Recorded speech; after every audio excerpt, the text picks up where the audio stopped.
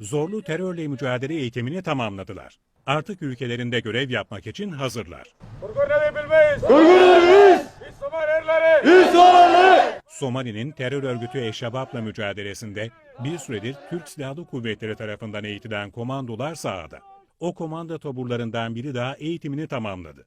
Burada her şey yani çok şey yaptı, öğrendik. 6 hafta boyunca tamamlayıcı temel komando kursu aldık. Tüm silahları Türkiye'de ateş aldık.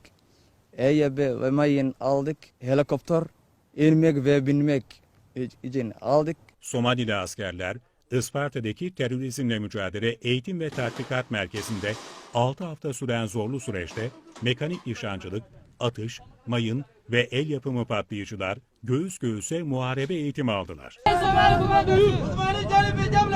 Somalili askerlere sahada terörle mücadelede ihtiyaç duydukları hemen her şey öğretildi.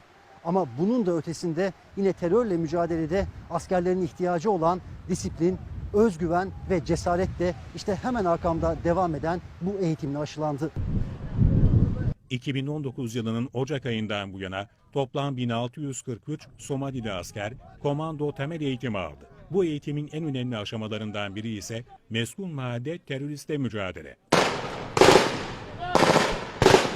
Terörle mücadelenin en zorlu sahalarından biri mesul mahalleler ve sokaklar. İşte Somalili askerler eğitimleri çerçevesinde EYP ile tuzaklanmış bir sokakta bu şekilde ilerliyor. Sokağın sonunda ise senaryoya göre teröristlerin gizlendiği bir ev var ve birazdan o evi kontrol altına alacaklar.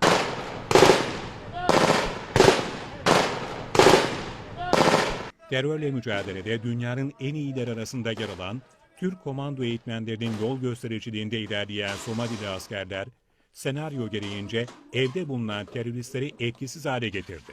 Önümüzdeki dönemde de Somali Silahlı Kuvvetlerine ait komando taburlarının eğitimleri devam edecek.